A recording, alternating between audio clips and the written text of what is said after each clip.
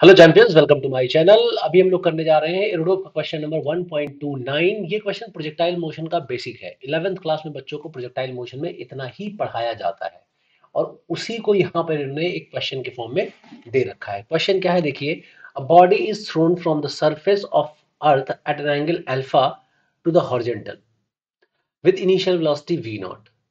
Assuming that the air drag to be negligible, find the time of flow, time of motion और time of flight जिसको हम बोलते हैं, maximum height of ascent, horizontal range, value of the angle for which range is equal to the maximum height, the equation of trajectory and radius of curvature at initial moment and at its peak. तो basically हमें इस question में derivation करना है और कुछ नहीं करना है। तो हमें डेरिवेशन करना है, बस वही हम आपको दिखाते हैं। 11th क्लास के बच्चों के लिए बहुत जरूरी है, इसमें खूब सारे क्वेश्चन पूछे जाते हैं। तो अभी यू स्पीड से फेंका गया है, तो यहाँ प्रोजेक्टाइल मोशन का मतलब होता है पार्टिकल दो पर्टिकुलर डायरेक्शन में मोशन कर रहा है, एक तो एक्स डायरेक्शन में, एक वाई डायरेक्शन में। हमने यहाँ थीटा ले रखा है, एंगल ऑफ प्रोजेक्शन को, स्पीड को यू ले रखा है। जनरली किताबों में ऐसे ही लेते हैं, इसलिए मैं इस क्वेश्चन के हिसाब से डेटा ना लेके मैं एक नॉर्मल डेरिवेशन वाला डेटा ले लेता हूँ। तो ये आ जाएगा वर्टिकल कंपोनेंट, इसको हम बोलेंगे यू साइन थीटा, मतलब ये वाई डायरेक्शन की वेलोसिटी है। और इसका एक कंपोनेंट आएगा एक्स डायरेक्शन में, ये है यू कॉस थीटा, ये पार्टिकल के एक्स डायरेक्शन में मोशन के लिए रिस्पॉन्सिबल है। एक्स डायरेक्शन में कोई एक्सेलरेशन नहीं है, जो एक्सेलरेशन है वाई डायरेक्शन में, और वो भी एक्सेलरेशन है जी। पार्टिकल जिस स्पीड से ऊपर जा रहा था उसी स्पीड से नीचे आके टकराता है। वेलोसिटी सेम बिल्कुल मत बोल देना कभी गलती से भी, क्यों? क्योंकि डायरेक्शन ऑफ मोशन बदल जाती है। यहाँ पर एक्स डायरेक्शन में जो ये वेलोसिटी है वो सेम रहेगा, क्यों? क्योंकि एक्स डायरेक्शन में कोई एक्सेलरेशन नहीं है। वाई डायरेक्शन में ये पार्टिकल का क्या है, डायरेक्शन ऑफ मोशन चेंज होता है, क्योंकि मतलब बोला जाए कि इसका वेलोसिटी चेंज होता है, क्यों? क्योंकि एक्सेलरेशन होता है। तो पार्टिकल वाई डायरेक्शन में ऐसे आ रहा होता है, इस स्पीड से आ रहा होता है, यू साइन थीटा, जिस स्पीड से जाता है उसी स्पीड से आता है। वेलोसिटी दिखी जाती है, क्या लगा सकते हैं यहाँ पे? माइनस लगा सकते हैं। कोई एयर ड्रैग वगैरह है नहीं, तो जिस स्पीड से गया था उसी स्पीड से यहाँ पे आके टकराएगा, और सेम एंगल ऑफ प्रोजेक्शन जो था वही एंगल ऑफ यहाँ पे जिससे टकराएगा वो होगा। अब हमें निकालना है time of flight. Time of flight वो टाइम है जिस टाइम में पार्टिकल इस जगह से जाके इस जगह पे गिर गया, मतलब वाई डायरेक्शन में यहाँ पे डिस्प्लेसमेंट इसका जीरो हो गया। या फिर बोलो, दूसरी लैंग्वेज में बोलो कि यहाँ पे वेलोसिटी यू साइन थीटा थी, बाद में velocity minus you sine theta हो गई, वो वाला टाइम है टाइम ऑफ फ्लाइट। तो दोनों तरीके से निकाल सकते हैं, चाहे आप डिस्प्लेसमेंट को जीरो करके निकालो, चाहे वेलोसिटी से निकालो। मैं वेलोसिटी से निकाल के आपको दिखाता हूँ। v equal to u plus a t होता है। मैं यहाँ पे वेलोसिटी रखूंगा वाई डायरेक्शन की, एक्सेलरेशन भी रखूंगा वाई डायरेक्शन का, और फाइनल वेलोसिटी भी रखूंगा वाई डायरेक्शन का। तो माइनस यू साइन थीटा हो जाएगा हमारा फाइनल वेलोसिटी, इनिशियल वेलोसिटी हो जाएगा यू साइन थीटा। एक्सेलरेशन की वैल्यू आपको पता है, जी नहीं होगी, माइनस जी होगी, क्यों? क्योंकि ये नीचे की तरफ लग रहा है। तो यहाँ टी की जो वैल्यू आएगी वो आएगी two u sine theta divide by g. हम सब ने ये फॉर्मूला बहुत बार पढ़ रखा है। जो बच्चे पहली बार देख रहे हैं, हो सकता है उनको पहली बार में ये थोड़ा चमत्कारी टाइप का लगे, ऐसा कुछ नहीं है। ये इसको आप एक दो बार देखोगे तो आपको ये रट जाएगा। तो ये है हमारा टाइम ऑफ फ्लाइट। अब हमें निकालना है मैक्सिमम हाइट कितनी होगी पार्टिकल की। देखो मैक्सिमम हाइट होगी कहाँ पे, यहाँ पर। और यहाँ पे वो हाइट होगी जब ये पार्टिकल चढ़ना बंद कर देगा, मतलब वी वाई यहाँ पे जीरो हो जाएगा। तो इस पार्टिकल के पास बचेगा क्या? इस पार्टिकल के पास बचेगा केवल एक डायरेक्शन की वेलोसिटी, वो डायरेक्शन होगी एक्स डायरेक्शन की वेलोसिटी, वी एक्स बचेगी इसके पास, और कोई वेलोसिटी नहीं बचेगा। एक बात और बता दें, पार्टिकल की जो एक्स डायरेक्शन की वेलोसिटी वही बचेगी, और ये वेलोसिटी होगी कांस्टेंट। ठीक है, और यही पार्टिकल की मिनिमम वेलोसिटी भी है। लगे हाथ, मैंने आपको एक बात और बता दी, इस प्रोजेक्टाइल की इस समय ये मिनिमम वेलोसिटी है। खैर, मैक्सिमम हाइट वो हाइट होगी जब पार्टिकल की वर्टिकल डायरेक्शन वेलोसिटी जीरो हो गई। तो अब आप बताओ कौन सा फॉर्मूला लगा के इसको सॉल्व कर सकते हैं। सीधा एक फॉर्मूला है हमारे पास, कौन सा? V square is equal to u square plus two a delta s या डेल्टा एक्स। तो यहाँ पर हम इसको लिख सकते हैं डेल्टा वाई, और यहाँ पे एक्सेलरेशन लिखा जाएगा वाई डायरेक्शन का, वेलोसिटी भी लिखी जाएगी वाई डायरेक्शन की रिस्पेक्टिवली।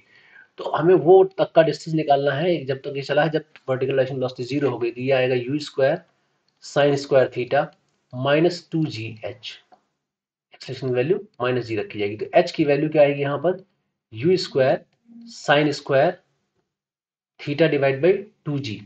ये आपका हो जाएगा क्या? Maximum height. ये है maximum height, this is maximum height attained by the particle. अब बात आती है रेंज की। रेंज क्या होगा? रेंज मतलब जितना ये हॉरिजॉन्टल डायरेक्शन में ट्रेवल करके गया, ठीक है। तो अगर हमें रेंज निकालना है तो देखा जाए displacement in horizontal direction during motion. So range बोले तो डिस्प्लेसमेंट इन एक्स डायरेक्शन, तो इसको हम बोल सकते हैं, रेंज को हम बोल सकते हैं डिस्प्लेसमेंट इन एक्स डायरेक्शन। तो रेंज की वैल्यू आएगी, वो क्या हो जाएगा, you x into time of flight. पूरी टाइम ऑफ फ्लाइट में जितना एक्स डायरेक्शन में इसने डिस्प्लेसमेंट किया है, तो ये क्या आएगा, two u square sine theta cos theta divide by g. ये आ जाएगा। इसको और ढंग से लिखना चाहें तुम लोग ऐसे लिख सकते हैं, क्या, u square sine two theta by g. आप लोग अपना ध्यान भी रखते रहे कोरोना में, क्योंकि बहुत फैला हुआ है। अभी मैं वीडियो बना रहा हूँ लेकिन मैं भी कोविड पॉजिटिव हूँ, और मन नहीं लग रहा था, मैंने कहा कुछ काम कर लिया जाए, नहीं तो फिर ऐसे बैठे बैठे बोर होते रहेंगे ना। तो अपना ध्यान रखते रहो आप लोग भी, है ना। तो रेंज क्या आएगा, u square sine two theta divide by g. ये है हमारी रेंज। अब अगला पार्ट क्या था, वो एंगल बताओ जिस पर रेंज और हाइट बराबर हो। ठीक है। तो आप सभी को पता है, यहाँ पर हमने सीख रखा है कि हाइट का फॉर्मूला और रेंज का फॉर्मूला सीख रखा है।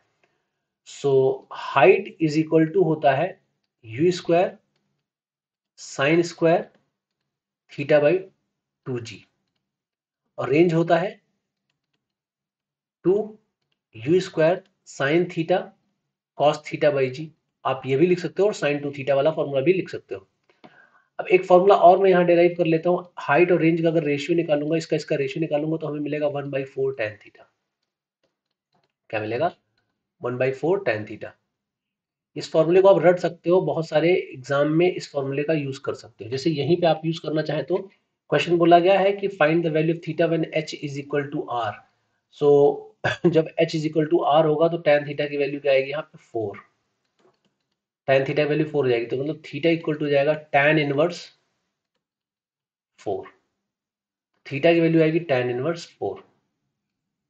ठीक है। ये हमारा हो गया हाइट रेंज और ये सब बवाल। अब अभी जानना चाहते हैं equation of trajectory. Equation of trajectory कैसे निकालते हैं।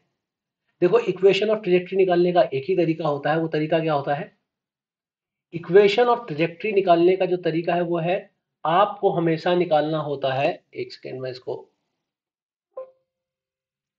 एक सेकेंड, इक्वेशन ऑफ ट्रेजेक्ट्री बोले तो आपको निकालना है पोजीशन टाइम, पोजीशन में से टाइम को एलिमिनेट करना होता है। मैं थोड़ा इसको स्लाइड चेंज कर रहा था, नहीं हो रही थी, कोई नहीं। तो इक्वेशन ऑफ ट्रेजेक्ट्री मतलब हमें किसी भी तरीके से टाइम एलिमिनेट करना होता है, तो हम टाइम एलिमिनेट करेंगे बस। तो किसी इंस्टेंट पर, किसी भी इंस्टेंट पर अगर हम x लिख लें, मतलब x कोऑर्डिनेट लिख लें और y कोऑर्डिनेट लिख लें, मतलब x और y कोऑर्डिनेट लिख लें और उसमें से टाइम एलिमिनेट कर दें, तो इक्वेशन ऑफ ट्रेजेक्ट्री आ जाएगी। सो x कोऑर्डिनेट क्या होगा हमारा, u cos थीटा t होगा, क्योंकि x डायरेक्शन को एक्सलेशन है नहीं। y कोऑर्डिनेट क्या होगा, u sin theta t minus half G T square जाएगा किसी इंस्टेंट पर। अब इन दोनों में से मुझे टाइम एलिमिनेट करना है। इक्वेशन ऑफ ट्रेजेक्ट्री कभी भी निकालना हो तो आपको टाइम एलिमिनेट करना होता है। तो यहां से t की वैल्यू लाके यहां रखिए, so y is equal to आएगा x tan theta minus g x square divide by two u square cos square theta. ये है equation of trajectory. Equation of trajectory मतलब लोकस पाथ, किस ट्रैक पे चल रहा है, किस पाथ पे चल रहा है, उसको बोलते हैं इक्वेशन ऑफ ट्रेजेक्ट्री। मतलब वो किसी समय गिवन एक्स के लिए गिवन वाई क्या होगा वो बताएगा। ये है इक्वेशन ऑफ ट्रेजेक्ट्री। अब अगला जो पार्ट यहां पूछा गया है वो भी बहुत अच्छा है। उसमें बोला गया है रेडियस ऑफ कर्वेचर क्या है। सो रेडियस ऑफ कर्वेचर का एक ही फॉर्मूला है, इसको आप अच्छे से समझ लो, वेलोसिटी का square divide by perpendicular acceleration to the velocity. ये होता है रेडियस ऑफ कर्वेचर। ये सीधा सेंट्रीपिटल एक्सीलरेशन से आया है, a equal to v square by r से आया है। तो इन्होंने बोला जिस समय इसको फेंका है उस समय तो यहाँ पे ग्रेविटी नीचे लगेगी, तो इस ग्रेविटी के दो पार्ट होंगे, एक इस तरफ होगा जी साइन थीटा और एक इस तरफ होगा जी कॉस थीटा। तो यहां पे जब फेंका है उस समय इसका एक्सेलरेशन जी कॉस थीटा होगा परपेंडिकुलर टू द वेलोसिटी। तो थ्रो करते समय इसका रेडियस ऑफ जो कर्वेचर होगा वो होगा u square g cos theta. Highest point पे पूछा है, वेलोसिटी है यू कॉस थीटा, और यहां पे परपेंडिकुलर एक्सीलरेशन है जी।